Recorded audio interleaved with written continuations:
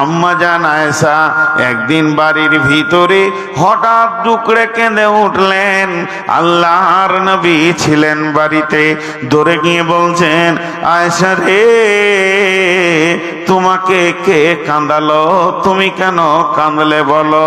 হে আমার মা, ওরে আমার বোন, একবার খেয়াল করেন, মেয়েটিকে রসুলের কুমারী বিবি, একমাত্র মেয়েটিকে আবু বকরের বেটি, মেয়েটিকে আল্লাহ কত সম্মান দিয়েছিলেন। ওই মেয়েটির ঘরে কোরআন নাজিল হয়েছে, ওই মেয়েটির বিছানা থেকে রসুলের সাবে মেরাজ হয়েছে, ওই মেয়েটির বিছানাতে নামাজের হুকুম নাজিল হয়েছে। বিশ্বনবী ওই মেয়েটির বিছানায় যখন ছিলেন তখন তার সাবে মেরাজ হয়েছে। শুধু তাই নয়, তার বিয়ের আলোচনাটা আসমানে হয়েছে। আরো সে আল্লাহ করেছেন যে আয়েশা নবীর বিবি হবে, ফাইসালাটা আল্লাহর। আল্লাহ তাবারাক ওয়া তাআলা মেয়েটিকে কত সম্মান করেছেন। ওই মেয়েটি কত দামি, ওই মেয়েটির কোলে মাথা রেখে পৃথিবীর বিশ্ব নবী, আখিরি নবী শেষ বিদায় নিয়েছেন। আজও বিশ্ব নবী যেখানে শুয়ে রয়েছেন মদিনা মানবরাতে, ওই বিছানাটা আম্মা জান আয়েশার, সেখানেই কবর দেওয়া হয়েছে। তাহলে এই মেয়েটি কত দামি, কত দামি, কত দামি। ওই মেয়েটি হঠাৎ ডুকরে কেঁদে উঠেছেন। আর ওই কান্না শুনে আল্লাহর নবী এসে জিজ্ঞাসা করছেন, মা ইউবকি আয়েশা, আয়েশা রে, তোমাকে কে কাঁদালো বলো? আম্মা জান আয়েশা উত্তরে বললেন, জাকারতুন নারা ফাবাকাইতু ইয়া রাসূলুল্লাহ, আমি জাহান্নামের কথা চিন্তা করছিলাম। জাহান্নামের আগুন একে ওপরে ছিঁড়াছিঁড়ি করবে, মেঘের গর্জন মারবে, এই দৃশ্যটা আমার মনে পড়ে গেছিল। আমাকে কেউ গালি দেয়নি, আমাকে কেউ অপমান করেনি, আমাকে কেউ মারেনি, আমি জাহান্নামের আগুনের ভয়ে কেঁদেছি। আল্লাহর নবী যখন আম্মা জান আয়েশাকে প্রশ্নটা করলেন, তোমাকে কে কাঁদালো, তো আম্মা জান আয়েশা বুঝে নিল নবীজি আমাকে কত ভালোবাসেন, আমাকে কত আপন মনে করেন। আমার চোখের পানি বিশ্ব নবীকে চঞ্চল করে দিয়েছে, আমার চোখের পানি আল্লাহর রসুলের হৃদয়কে ছুঁয়েছে, আমার চোখের পানি নবীজির প্রেমের বোঝা আমাকে বুঝিয়েছেন।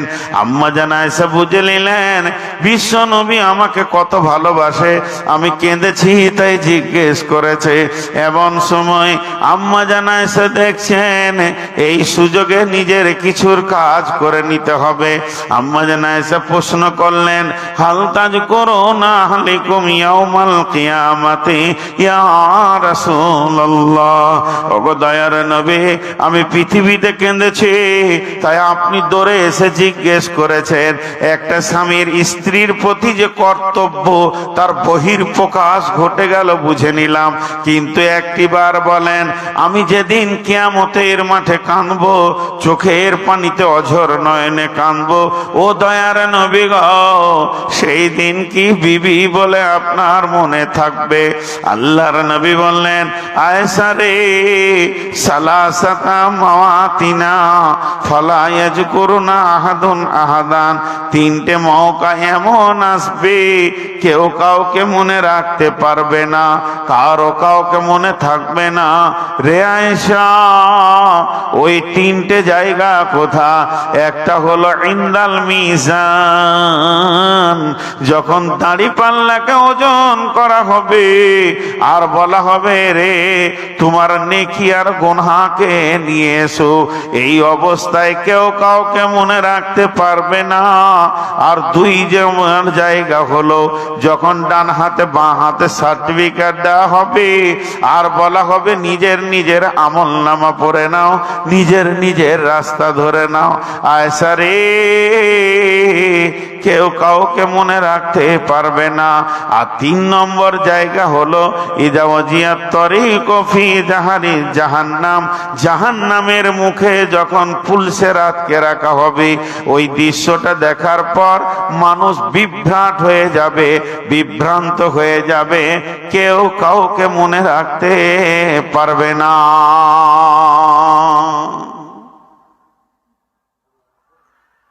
আমার কথা আপনারাও শুনেন,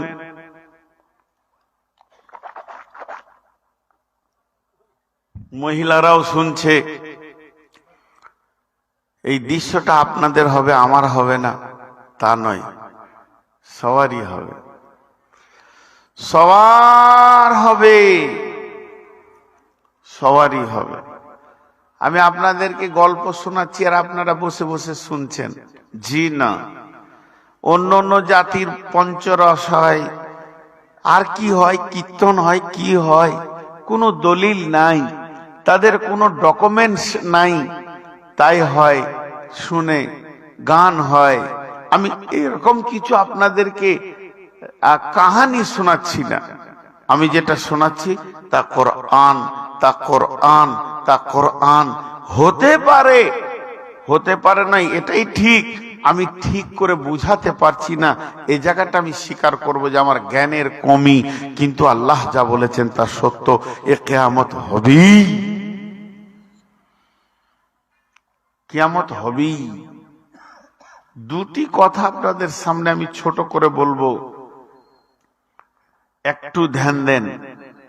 কিয়ামতের আদালত দুটো হবে, মা বোনদেরকেও বলছি।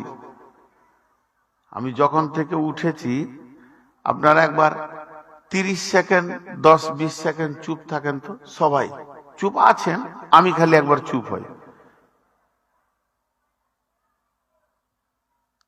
যখন থেকে আমি এসেছি এখানে কোন মহিলা বক্তা একটা ঢুকেছে, ওর মুখ এখনো বন্ধ হয়নি। তা আপনারা বলেন ওই মেয়েটি কি শুনলো? ওর কণ্ঠ চলছে। খালা আমার একবারও শুনেনি, খালুকে যদি এখন পেতাম তো দুটো জিলাপি খাইতাম। ওর কাছে খালু আছে কি করে? কথা বলার মেশিন দেখছেন, ওকে যে বলছি এটাও আর খেয়াল নাই। তাহলে ও গোটা জালসাটা কি শুনেছে, আর ও যাকে নিয়ে বসেছে তার সব ক্যাথা চাপা দিয়ে শেষ করে দিলে, ওকে নিজের বক্তব্য চালিয়ে গেছে, আর যাকে নিয়ে বসেছে গল্প করতে তাকেও শুনতে দিচ্ছে না। এ মহিলা কত দামি মহিলা। তো ভাইরা আমার, কিয়ামত একদিন হবেই। একটু আগাচ্ছি, কিয়ামতের মাঠে আল্লাহ এলান করবেন, কি বলবেন পরের আয়াতে বলছি, وأشرقت الأرض بنور ربها وأوذي الكتاب وجيء بالنبيين والشهداء وقضي بينهم بالحق وهم لا يظلمون। একটু ধ্যান দেন, একটু মনোযোগ। কিয়ামতের মাঠে প্রথম জিনিস কি দরকার হবে? প্রথম যেটা দরকার, একদম এসেনশিয়াল, উঠার পরে পরই আল্লাহ তাবারাক ওয়া তাআলা বলছেন, ওয়া আশরাকাতিল আরদু বিনুরি রাব্বিহা। সেই দিন আল্লাহর নূরের তাজাল্লিতে, আর মানে কিয়ামতের ময়দানটা আলোকিত হবে। কারণ সূর্য তো ধ্বংস হয়ে গেছে, চন্দ্র তো ধ্বংস হয়ে গেছে, তারা তো ধ্বংস হয়ে গেছে, ধ্বংস হয়ে সব হয়ে গেছে। বিসমিল্লাহির রহমানির রহিম, কুল্লু মান আলাইহা ফান ওয়া ইয়াবকা ওয়াজহু রাব্বিকা যুল জালালি ওয়াল ইকরাম। সারা পৃথিবীর যত সৃষ্টি ছিল ধ্বংস হয়ে গেছে, শুধু থেকে গেছেন কে না? আল্লাহ, যিনি যুল জালালি ওয়াল ইকরাম, তিনি থেকে গেছেন। তাহলে কিয়ামতের দিন মানুষ যখন কবর থেকে উঠবে, অনুফিকা ফিসসুরি ফাতাতুনা আফওয়াজা, দল দল মানুষ উঠবে। প্রথমেই তাদের প্রয়োজন হবে আলো, তারা কিছুই দেখতে পাবে না। তা সেই দিন কিয়ামতের দিন আলো কোথায় পাবে? আলো থাকবে না। সেই দিনের আলো হবে আল্লাহ নূরের তাজাল্লি।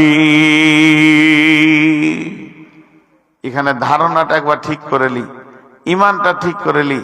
আল্লাহ নূর মানে আল্লাহ নূরের তৈরি। আস্তাগফিরুল্লাহ, লা হাওলা ওয়ালা কুওয়াতা ইল্লা বিল্লাহ। আল্লাহ নূরের তৈরি নন। আল্লাহ আল্লাহ। আল্লাহ কি দিয়ে তৈরি আল্লাহ জানে। আল্লাহকে আল্লাহ চিনি, আমরা জানি না। ফেরেশতারা নূরের তৈরি, মানুষ মাটির তৈরি, জিন হলো আগুনের তৈরি। তো ফেরেশতারা নূরের তৈরি। তো আল্লাহর নূরের তাজাল্লি বলতে আল্লাহর শরীর নূরের আলো, জি না, এটা ভুল। আল্লাহর কাছে নূর আছে, নূরটা আল্লাহর। চশমাটা আমার, তা বলে আমি চশমা নই, চশমাটা আমার, আমি ব্যবহার করি। তো আল্লাহর কাছে যে নূর আছে, সেই নূরের তাজাল্লিতে আল্লাহ কিয়ামতের ময়দানকে আলো করবে। কিয়ামতের ময়দানকে আলো করবেন। তাহলে সেই নূরটা কি সবাই দেখতে পাবে? জিন সবাই দেখতে পায়? বলেন, জিন দেখা যায়? যায় না। এই যে এখানে অনেক জিন জালসা শুনছে, কিন্তু আমরা দেখতে পেয়েছি না, তারা আমাদেরকে দেখছে। কিন্তু যাকে দেখা দিবে সেই দেখতে পাবে। ওই নূরের তাজাল্লিটা এমন হবে বন্ধুরে, আল্লাহ যাকে দেবেন সেই জানবে, আর কেউ জানবে না। তাই আল্লাহ সূরা তাহরিমের ভিতরে বলেছেন, বিসমিল্লাহির রহমানির রহিম, ইয়া আইয়ুহাল্লাযীনা আমানু তুবু ইলাল্লাহি তাওবাতান নাসুহা আসা রাব্বুকুম আইয়ুকাফিরা আনকুম সাইয়্যাতিকুম ওয়া ইউদখিলাকুম জান্নাতিন তাজরি মিন তাহতিহাল আনহারু ইয়াওমা লা ইখযিল্লাহু নাবিয়্যা ওয়াল্লাযীনা আমানু মাআহু নূরুহুম ইয়াসআ বাইনা আইদিহিম ওয়া বিআইমানিহিম ইয়াকুলুনা রাব্বানা আতমিম লানা নূরানা ওয়াগফির লানা ইন্নাকা আলা কুল্লি শাইইন কাদির। আল্লাহ বলছেন, ইয়াকুলুনা রাব্বানা আতমিম লানা নূরানা, তারা বলবে কিয়ামতের মাঠে, ওরে আমাদের রব, আমাদের নূরের তাজাল্লিটাকে পুরা করে দাও, আরো জ্বালিয়ে দাও, আরো উজ্জ্বল করে দাও। কিন্তু যারা মুনাফিক হবে, ইয়াকুলুল মুনাফিকুনা ওয়াল মুনাফিকাতু লিল্লাযীনা আমানু জুরনা নাকতাবিস মিন নূরিক, মুনাফিক যারা হবে তারা নূরের আলো পাবে না, তারা আঁধারে ঘুরঘুর করবে। ওই লোকগুলি গিয়ে ইমানদারদেরকে কিয়ামতের মাঠে বলবে, ও আমার সঙ্গী ভাই, ওরে আমার প্রতিবেশী আত্মীয় স্বজন, তোমার নূরে আমাকে নিয়ে জান্নাতে নিয়ে চলো। তারা সুযোগটা নিতে চাইবে। এমন সময় ওই লোকটা বলবে, তেলার জিউ ওরা আকুম ফালতামিসু নূরা, তুমি ফিরে যাও, আমার নূরে তোমাকে নিয়ে যাওয়া হবে না। কারণ আমি যেখান থেকে নূর এনেছি ওই জায়গায় তুমি চলে যাও, তার কাছে নূরের ভান্ডার আছে, তোমাকে দেবে। ফিরে যাও বলতে কোথায় যেতে বলছি? এটা দুইটা তাফসীর। নাম্বার 1, ফিরে যাও। ফিরে যাও মানে আল্লাহর কাছে তুমি যাও। আল্লাহ আমাকে নূর দিয়েছে, ওই নূরে আমি জান্নাতে যেছি। 2 নম্বর, ফিরে যাও বলতে তুমি আবার জমিনে ফিরে যাও, মাল্লাতে চলে যাও, নিজের দেশে যাও, নিজের এলাকায় যাও। আমি মসজিদে নামাজ পড়েছি, তাই আমার রব আমাকে নূরের আলো দিয়েছে। তুমি আবার নামাজ পড়োগা, আবার আসবে তো রব তোমাকে আলো দেবে। তখন ওই লোকটা নিজের মাথাটাকে কাজে লাগাবে, ফিরে আমি যাব কোথা? আল্লাহ তো নূর দেবে না, আমার উপরে রেগে আছে, ফিরে আমি আমি যাব কোথা? মালদার নাই, ধ্বংস হয়ে জমিনে ময়দান হয়ে গেছে, আর মসজিদ নাই, মাদ্রাসা নাই, ইবাদতের জায়গা নাই, ফিরে যেয়ে কোনো লাভ নাই। তখন ওই লোকটা চলবে, চলতে চলতে পুলসেরাতে উঠে চলে গেছে, এবার দ্রুত গতিতে জান্নাতের কাছে যেতে চলেছে। ই দেখবে হাতছাড়া করা যাবে না, ওর আলোতেই আমাকে নূরে যেতে হবে, ওর নূরেই আমাকে জান্নাতে যেতে হবে। পুলসেরাতের উপরে দৌড়তে শুরু করবে। বিসুরিল্লাহু বাবুন বাতিনুহু ফীহি রাহমাতুন ওয়া জাহিরুহু মিন কিবালিহিল আযাব।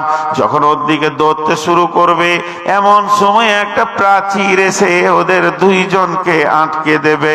ভিতরে যে আছে সে চলে গেল আল্লাহর রহমতে, আর যে লোকটা প্রাচীরের বাইরে রয়েছে গিয়ে ধাক্কা মারবে, টিকটিকি গিরগিটির মতো চেষ্টা করবে পাঁচিলটা টপকানো, খেয়াল রাখবে না পায়ের দিকে। কিন্তু আমার আল্লাহ জাহান্নামের আগুনটা পায়ের কাছে এনে দেবে, টক করে জাহান্নামের আগুনে পড়বি। এই তো অবস্থা হবে, এই অবস্থা হবে। আল্লাহ এলান করছেন কি? ওয়া উজিয়াল কিতাব ওয়াজিআ বিন নাবিয়্যিন ওয়াশ-শুহাদা'i ওয়া কুদিয়া বাইনাহুম বিল হাক্কি ওয়া হুম লা ইউযলামুন। ভাইরা, যারা মনে মনে নিয়ত করছেন বাড়ি যাব, 10 মিনিট পর যাবেন, এই আয়াতটা শুনে যান।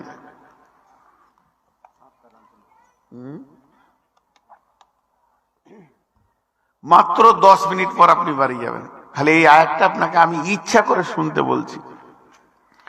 আল্লাহ হাসরবাসীকে আবার এলান করবে। একবার এলান হয়ে গেল, বেঈমানটি বেরিয়ে যা। এবার দ্বিতীয় এলান, হাসরবাসী তোমাদের জন্য আমলনামা রেডি করে নিয়েছি। মানে সবারই রেজাল্ট রেডি, জান্নাত জাহান্নাম, জান্নাত জাহান্নাম সব এক জায়গায় রেডি। তোমরা নিজের নিজের আমলনামা নিয়ে যাও। চলো, আমরা সব হাসরের মাঠে আছি, চলেন আল্লাহর কাছে আমলনামা আনতে যাই। যখন আমলনামা আনতে যাব, আল্লাহ বলছে দুটা জিনিস সাথে নিয়ে আসবি, দুটা জিনিস সাথে আনবি, তবে আমলনামাটা পাবি। সেই দুটা কি? উজিয়াল কিতাব ওয়াজিআ বিন নাবিয়্যিন। তুই যে নবীর উম্মত, ওই নবীটাকে সাথে আনবি। তুই যে নবীর উম্মত, ওই নবীটাকে সাথে আন। আর কি আনবি? ওয়াশ-শুহাদা,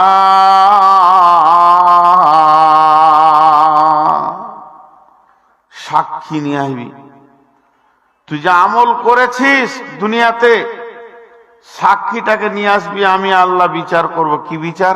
ওয়াকুদিয়া বাইনাহুম বিল হাক্কি ওয়া হুম লা ইউযলামুন। আমি বিবাদীর মধ্যে হক বিচার করব, কারো উপরে আমি কোনো রকম জুলুম করব না। আপনি আর আমি যেছি, উদাহরণটা ভালো করে শুনেন। এই আয়াতটা শুনে যেতে বলেছি যাদের মন ছটফট করছে ওদেরকে। আপনি আমি যেছি আল্লাহর কাছে, আল্লাহ বলছে আল্লাহ আমাদের সার্টিফিকেট দেন। আল্লাহ বলছে কই, নবীকে সঙ্গে এনেছো? আখিরি নবীর উম্মত তো গাধা, কজনের সঙ্গে যাবে? ও তার আল্লাহ নয়, উনি তার সবারই কাছে হাজির নাজির নয়, যাবে কজনের সঙ্গে? ভাইরা আমার, আল্লাহর কাছে যাবে। আল্লাহ বলবে কই নবী? সেই নবীটা কই যে নবীকে আমি সাথে আনতে বলেছি? আমি বলবো আল্লাহ আমি নবী মুহাম্মদ রাসূলুল্লাহ সাল্লাল্লাহু আলাইহি সাল্লামের উম্মত। বলে তোর নবী কই তোর সঙ্গে? জি জান্নাতি লোক যাবে। এবার ধরেন, জি আল্লাহকে বলবো আল্লাহ আমার সার্টিফিকেট দেন। আল্লাহ বলবে গোলাম রে, তুমি কি আমার এলানটা শোনোনি? আমি যে বলেছিলাম নবীকে সঙ্গে করে আনতে হবে, তখন ওই লোকটা বলবে, মা বোন, আপনি হলেন কাদিরে কুদরত, আপনি ক্ষমতার ওপরে ক্ষমতা রাখেন, সমস্ত জিনিসের ওপরে আপনি ক্ষমতাবান, আপনার কুদরত আলাদা জিনিস। মা বোন, আপনি নিজে একবার আপনার নজর দিয়ে আমার বডির দিকে তাকিয়ে দেখেন, আমি কি আপনার নবীকে সঙ্গে আনতে পেরেছি কি পারি নাই? এটা হলো আপনার নবীর, এটাকে আমি সঙ্গে রেখে দিয়েছি। অতএব আপনি বলেন, নবীকে আমি সঙ্গে এনেছি কি আনি নাই? আল্লাহ হাসবেন। এবং মা বোনেদের তো দাড়ি নাই, তাহলে মা বোনেরা কি বলবে? যারা রসুলের সুন্নতকে পুঙ্খানো ভাবে মেনেছে, ডান হাতে পানি পান করেছে, 3 শ্বাসে পান করেছে, বিসমিল্লাহ বলে পান করেছে, আলহামদুলিল্লাহ বলে শেষ করেছে, বসে পান করেছে, দেখে পান করেছে, 6 সুন্নতকে যে মেনেছে, তার মানে খাওয়াতে, উঠাতে, বসাতে যে রসুলের সুন্নত গুলোকে ফলো করেছে, ওর বডিতে বোঝা যাবে এই লোকটা আমার নবীকে সঙ্গে করে এনেছে। এরপরে আল্লাহ বলবে, গোলাম রে, আমি যে তোকে বলেছি অসহাদা, তুই যে পৃথিবীর বুকে আমল করেছিস, তো সাক্ষীটা আমার কাছে নিয়ে আয়। সাক্ষী না আনলে তো হবে না, আমি কেমন করে তোর বিচার করব? তখন ওই লোক আবার মুখ খুলে বলবেন, আল্লাহ,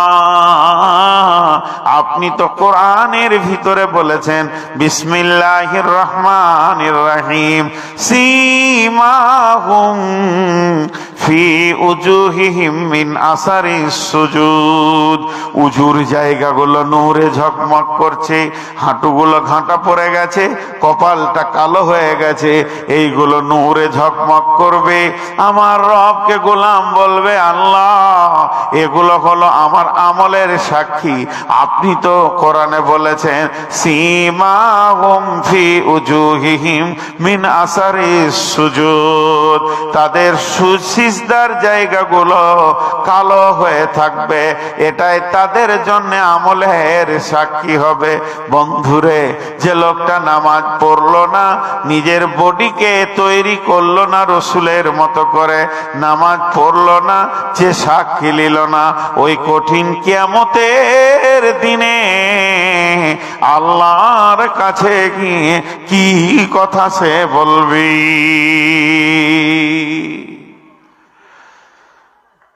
দু 4টা মিনিট সময় দেন। সেটা কি? সেই কিয়ামতের দিনে বিচার শুরু হবে, 2টা আদালত হবে, 2টা। এবার মজার কথাটা শুনেন। একটা আদালতের নাম হচ্ছে হুকুকুল্লাহ, আর একটা নাম হচ্ছে হুকুকুল ইবাদ। হুকুকুল্লাহ, হুকুকুল ইবাদ। এবার হুকুকুল্লাহটা কেমন? আল্লাহর হকের উপরে আল্লাহ বিচার করবেন। নামাজ পড়েছো? জি পড়েছি। রোজা রেখেছিলে? জি রেখেছি। পর্দায় ছিলে? জি ছিলাম। স্বামীকে মেনেছো?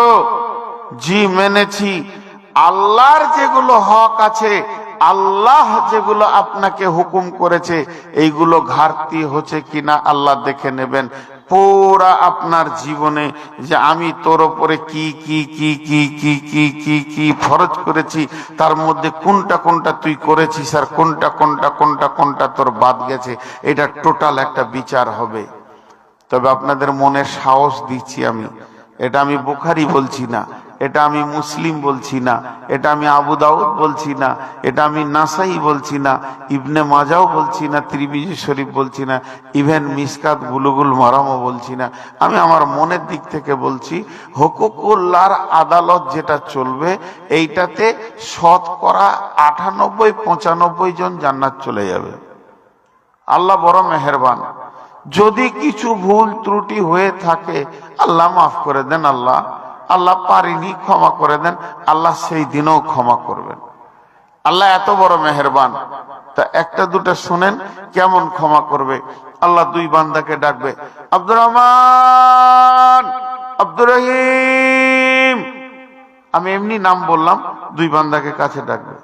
তখন ওরা দুইজন বলবে, চরে ওই যে জালসায় শুনেছিলাম কিয়ামতের দিনে বিচার হবে, এবার আমার আর তোর বিচারের পালা পড়েছে, যাই। যেই আল্লাহর কাছে পৌঁছাবে, আল্লাহ প্রথমেই বলবে, তোরা দুইজন জাহান্নাম চলে যা। জিজ্ঞাসাও করলে না যে নামাজ পড়েছিস কিনা, কি করেছিস কিনা, তোরা দুইজন জাহান্নাম যা। বাস, এর নাম বিচার, এর নাম নেকি বদি ওজন, এর নাম হিসাব।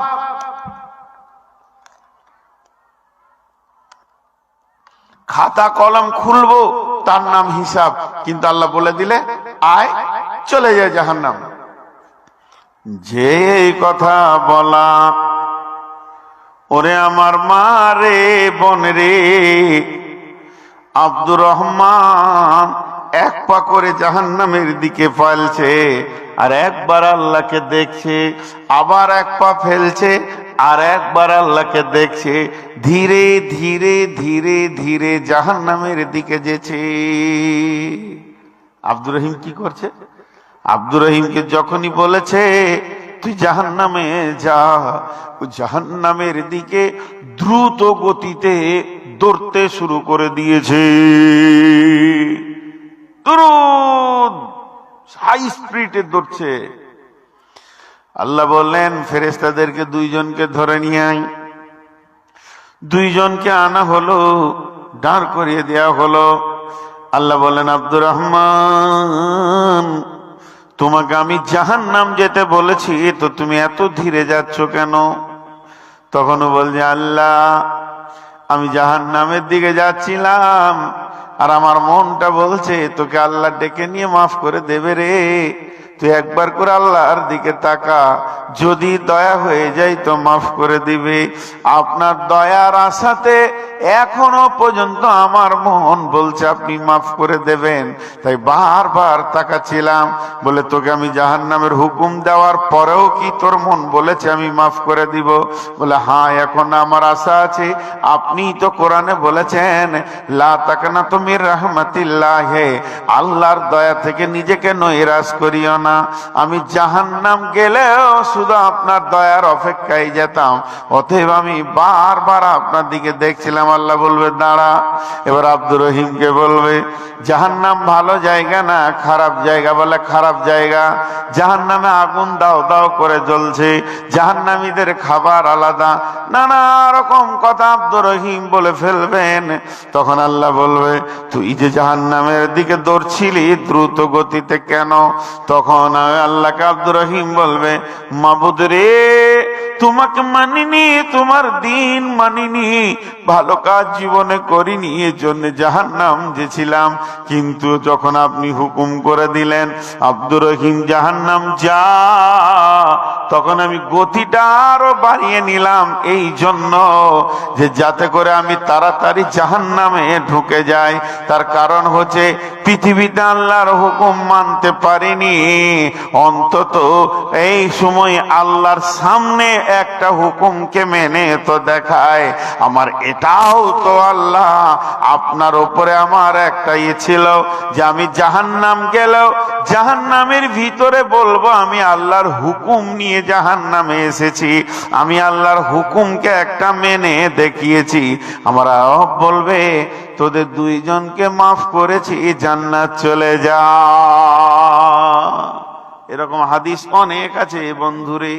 একজন কিয়ামতের মাঠে মাটি মাখবে গোটা গায়ে, গোটা গায়ে মাটি মাখবে, আর চিৎকার করবে, এত জোর চিৎকার করবে ময়দানকে তোলপাড় লাগিয়ে দেবে।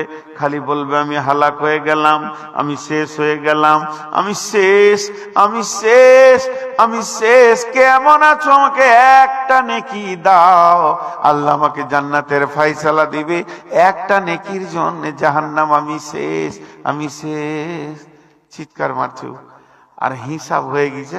জাহান্নামে সব লাইন দিয়ে ঢুকছে, ওই জাহান্নামের লাইনে একজন দাঁড়িয়েছে, ওকে ডাকছে, এই চিল্লাস না, এদিকে আয়, আয় আমার দিকে আয়। ই তখন বললো তোর কাছে যে কি হবে, তুই তো জাহান্নাম ঢুকবি, ফয়সালা হয়ে গেছে। আয়, তোকে ডাকছি, আয় আমার কাছে আয়। কি হয়েছে তোর? বলে আমার একটা নেকি নাই রে ভাই, এর জন্য জাহান্নাম। বলে আমার তো সবই গোনা, খালি একটা নেকি, এতে জাহান্নাম দিয়েছি। যাও, কি করবো, নসিবে আছে জীবনে ভালো কাজ করিনি, তা একটা কাজ কর, তুই আমার নেকিটা নিয়ে চলে যা। নেকিটা পেয়ে ও যে খুশি হবে, আল্লাহ ফাইসালা দেন। আল্লাহ জানে না কে দিয়েছে, কোথা দিয়েছে, নেকি দিয়েছে, সব খবর আল্লাহর কাছে। তারপর আল্লাহ জিজ্ঞেস করবে, তোকে নেকি কে দিলে রে? আজকের দিনে সে আবার কত বড় দাতা রে, আমার কাছে কি নেকির অভাব ছিল, আমি একটা দিয়ে তোকে জান্নাত দিতে পারতাম না? ধরিলেই তো তাকে এবারই ধরবে, ওই জাহান্নামের মুখে ঢুকতে এসে বলে, এই শোন শোন শোন, তোকে আল্লাহ ডেকেছে। বলে লাভ নাই, লাভ নাই। বলে তোকে ডেকেছে, লাভ আছে না লস আছে, চল আল্লাহর কাছে। ধরে নিয়ে যাবে।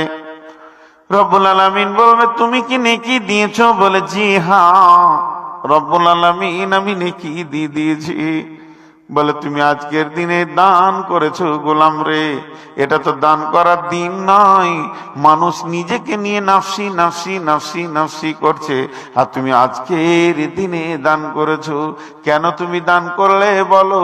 বলবে আল্লাহ নেকিটা থাকলেও আমি জাহান্নাম, আর নেকিটা না থাকলেও আমি জাহান্নাম, তবে আমি দেখে নিলাম আমার একটা ভাই যদি জান্নাতে যাই তো যাক, আল্লাহ সবই জানেন। তারপরও প্রশ্নগুলো করবেন। এরপর আমার রব বলবেন, গোলাম আমার মান সম্মান ইজ্জত বলে আছে, তুমি যদি আজকের দিনে কঠিন দিনে পেরেশানির দিনে একটা নেকি দান করতে পারো, তা আমি এত বড় রব তোমাকে কেন মাফ করতে পারবো না? আমি তোমাকেও মাফ করে দিয়েছি, দুজনেই জান্নাতে যাও। অনেক হাদিস এইভাবে বুখারী শরীফে এসেছে যে মানুষকে আল্লাহ মাফ করবেন। তাই আমি বললাম কিয়ামতের মাঠে দুটি আদালত হবে, একটু সাবধানতা আপনাদেরকে দিয়ে দিচ্ছি, সেটা হচ্ছে হুকুকুল্লাহ। হুকুকুল্লাহটা বেশি ভয় নাই, আল্লাহ সেই দিনও মাফ করবে যদি চোখের পানিতে কাঁদেন। কিন্তু দ্বিতীয় আদালতটা যখন শুরু হবে, হুকুকুল ইবাদ। ইবাদ মানে গোলাম, গোলামে গোলামে ঝগড়া। গোলামে গোলামে ঝগড়া বলতে মানুষের সঙ্গে মানুষের বিচার সেদিন পুঙ্খানুভাবে হবে। শুধু এটাও নয়, মুফাসসিররা বলছে যে কুত্তাও আল্লাহর গোলাম, শূকর আল্লাহর গোলাম, বিড়াল আল্লাহর গোলাম। একটা মেয়ে, বেশ্যা মেয়ে, রান্ডি মেয়ে, সে কুত্তাকে মুখে পানি দিয়ে জান্নাত গেল, আল্লাহর গোলাম ছিল বলি তো পানি দিয়ে জান্নাতে গেল। নামাজি মেয়ে, তেলাওয়াত করনে वाला মেয়ে, কোরআন পড়নে वाला মেয়ে, তাহাজ্জুদ পড়নে वाला মেয়ে, বিড়ালকে বেঁধে রেখে না খেতে দিয়ে মেরে দিয়েছিল, তো তার ঠিকানা জাহান্নাম হলো। কেন? এদেরও বিচার আছে। আপনি রাস্তায় চলতে চলতে একটা কুত্তাকে ইট মেরে দিয়েছেন, আর কুত্তাটা 20-25 বার খালি কাঁ কাঁ কাঁ কাঁ করে কোন দিকে লুকিয়ে গেল। এইটারও বিচার কিয়ামতের মাঠে হবে, এইটারও বিচার হবে কিয়ামতের মাঠে। আল্লাহ ছাড়বেন না, হাদিস আছে এটার বিচার হবে। হুকুকুল্লাহ বিচারে যত লোক জান্নাতে যেতে পারবে, আর হুকুকুল ইবাদের যখন শুরু হবে, ভাইয়ের সঙ্গে কার ঝগড়া, কার সঙ্গে কার ঝামেলা, কে কাকে মেরেছে, কে কাকে অপমান করেছে, কে কাকে থাপ্পড় মেরেছে, এইরকম যখন শুরু হয়ে যাবে, বন্ধুরা আমার, সেই কিয়ামতের মাঠে কেউ কাউকে মাফ করতে পারবে না, কেউ কাউকে করবে না। ও চাইবে এর ঘাড়ে পা দিয়ে জান্নাতে চলে যাই, এটাই আমার বড় সুযোগ। এর জন্য প্রত্যেকটি শ্রোতাকে বলছি, মা আমার, খালা আমার, বোন আমার, বেটি আমার, পৃথিবীতে যদি কেউ কারোর সঙ্গে কোনো গুনাহ করেছেন, কেউ কারোর সঙ্গে যদি রাগারাগি করেছেন, মনোমালিন্য যদি হয়ে গেছে, এই পৃথিবীতেই তার লাফড়াটা শেষ করলেন, পৃথিবীতেই তার ঝামেলাটা মিটিয়েলেন, হাতে ধরে মাপ চেয়েলেন। বলেন কতজনকে কত ছোট উঁচু নিচু বড় কথা বলেছি, পারবেন কি তাকে খুঁজে বের করে মাফ নিতে? কার গালে তুমি থাপ্পড় মেরেছো, পারবে কি তাকে খুঁজে বের করে নিয়ে মাফ করে নিতে? এটা তোমার দ্বারা হবে না, তুমি সুযোগও পাবে না, তুমি বুঝতেও পারবে না কখন কাকে কোন জায়গায় থাপ্পড় মেরেছো। এর জন্য আমি বলছি বন্ধুরে, হুকুকুল ইবাদের যখন বিচার চলবে, এক তিল কেউ কাউকে মাফ করবে না। কতজনের মাল মেরে দিয়েছি, কতজনের আমানতের খেয়ানতি করেছে, টাকা পয়সাকে ঠিক মতো বুঝিয়ে দিতে পারেনি, এই জিনিসগুলি যখন পৃথিবীর বুকে বিচার, কিয়ামতের মাঠে বিচার শুরু হয়ে যাবে, সেই দিন কেউ কাউকে মাফ করবে না, আর কেউ কারো কাছ থেকে বাঁচতে পারবে না।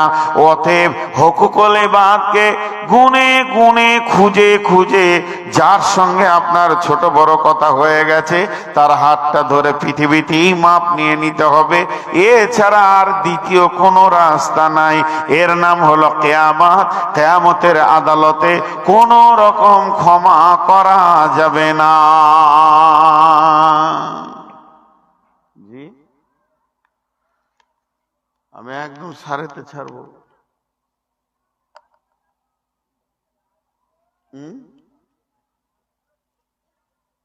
ডান দিকে, ডান দিকে কি হলো?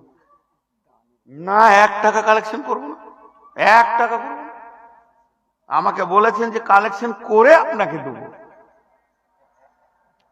যেদিন থেকে ডেটলি 490 সুগারের রুগী জিজ্ঞেস করেন যার সঙ্গে কথা চলছে, যদি মিথ্যা কথা বলি তা আপনারা জুতোগুলো আমার মাথাতে ছুড়বেন, আমি ফুল বলে কুড়িয়ে নেব, আর ফেসবুকে প্রচার হয়ে যাবে যে নূর মোহাম্মদকে জুতিয়েছে।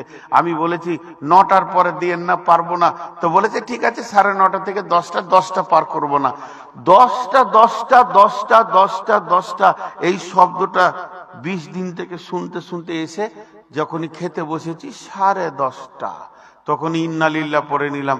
10:30টাতে জেগে বসেছি, একজন যেয়ে বলছে মুখ ধুবেন, আমি বললাম গোসল করব।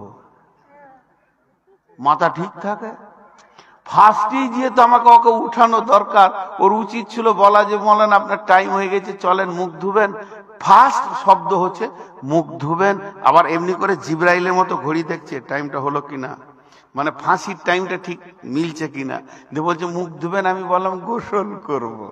ও আবার রেগে গিয়ে 3-4জনকে নিয়ে গেছে যে একে তো কাবু করা যেছে না, তোরা শুদ্ধ চো, তারপরে শালা কাবু হবে। হ্যাঁ, আমি কি পাগলা আছি? এখন বলছে কালেকশনটা 1 টাকা দেবেন না, বাড়িয়া আমারটা আমি নিয়ে নিয়েছি, ওদিক দিয়ে আমি শিয়ানা মাল। হ্যাঁ, এবার আপনারা বাড়ি চলে যান, 1 টাকা দেবেন না, যে টাকা কটা আছে টাকা কটা নিয়ে বাড়ি যান। কারণ যাদের ওয়াদা ঠিক নাই তাদের সঙ্গে কি করে চলাফেরা করবেন? তো আমি একদম 12:30 ছাড়বো। আপনারা আর উঠিয়েন না কটা মিনিটের জন্য, আর কটা কথা আপনাদের সামনে বলে নি। তা আমি একটা কথা জিজ্ঞেস করব বলেছিলাম তো ভুলে গেছি। আচ্ছা, আবার কথাবার্তা ভ্যান ভ্যান করিয়েন না, চুপ করেন। একটা কথা জিজ্ঞেস করতে ভুলে গেছি।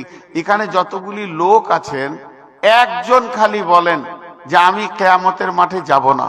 আজকে পুরো বাইনটা কিয়ামতের উপরে চলছে। বলেন যে কিয়ামতের মাঠে যাব না, বলেন একজন। আরে কথা বলে না এতগুলি লোক, এটা সম্ভব? সবাই বলেন সম্ভব।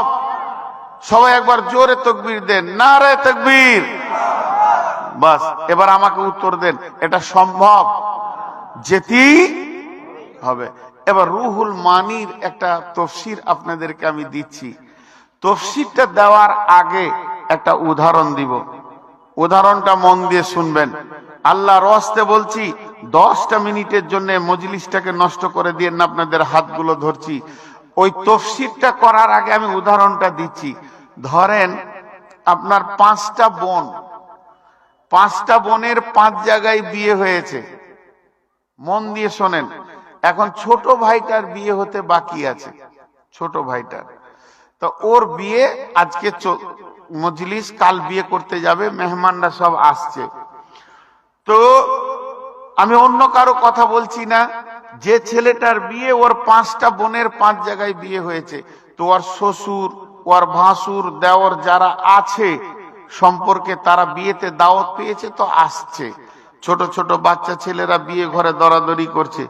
তো ওরা দেখে নিয়েছে যে মেজোটা, যেটা 2 নম্বর বেটি বোন, ওর শ্বশুর আসছে। তো ও বাইরে গলিতে খেলছিল, দৌড়ে গিয়ে অন্য কাউকে বলবে না, ও কি বলবে, খালা খালা তোমার শ্বশুর আসছে। তার মানে তোমার কুটুম আসছে, তুমি সামলাও। কথাটা বুঝাতে পারলাম? এরপরে আর 8 ঘন্টা পর যেটা ছোট বোন, তার শ্বশুর আসছে, তার বড় মানে স্বামীর বড় ভাই আসছে, আরো সব ছেলে পিলে বাড়ি থেকে আসছে, তখন ওকে বলছি তুই তোরটা সামাল। তার মানে আমি এক কথাই বলি, বিয়ে বাড়িতে ভোজ ভান্ডার হয়, যার তরফের আত্মীয় আসে সে বেশি খেয়াল রাখে। আরেকবার বলছি, বিয়ে বাড়িতে ভোজ ভান্ডার হয়, যার তরফের আত্মীয় আসে সে বেশি খেয়াল রাখে। আপনারা আমার সঙ্গে কথাটার উত্তর দেবেন, তবে আমি বুঝবো যে আপনারা বুঝেছেন। বিয়ে বাড়িতে হাজার লোক হাজির হয়, কিন্তু নিজের নিজের তরফের কুটুমের নিজের নিজের খেয়াল সে রাখে। বাস, এবার বলেন ইজা জুলজিলাতিল আরদু জিলজালাহা। তাফসীরের মধ্যে বলছেন রুহুল মানি কিতাবে, যখন কিয়ামত শুরু হয়ে যাবে, এইভাবে পৃথিবী দুলতে থাকবে, আসমান জমিন ভাঙবে, সেই দিন মসজিদগুলো কি অবস্থায় থাকবে, মসজিদের অবস্থাটা কেমন হবে? বলছে ওই কিয়ামত হওয়ার আগে এখন যদি ভূমিকম্প হয় মসজিদ ভেঙে যাবে। কিয়ামতের আগে যখন ভূমিকম্প শুরু হবে, যে ভূমিকম্পে কিয়ামত হবে, ওই দিন সেদিন আল্লাহ মসজিদ এবং মসজিদের যতটা জায়গা আছে দাগ ধরে সমস্তটা জমিন থেকে তুলে নেবেন। আল্লাহ তার ঘরের হিফাজত করবেন, তুলে নিয়ে গিয়ে বাইতুল্লাহ মানে কাবা শরীফের মসজিদের সঙ্গে মিলিয়ে দেবে। তার মানে হলো কাবা আছে মক্কাতে, হরিপুরের যত মসজিদ, সম্বলপুরের যত মসজিদ, এখানে ইসলামপুরের যত মসজিদ, অত্র এলাকার মসজিদ, বর্ধমানের মসজিদ, মালদার মসজিদ, সারা পৃথিবীর কবুলিয়াত মসজিদ যতগুলি আছে বাইতুল্লাহর সঙ্গে জুড়ে যাবে। যে বাইতুল্লাহকে সহ সমস্ত মসজিদকে নিয়ে গিয়ে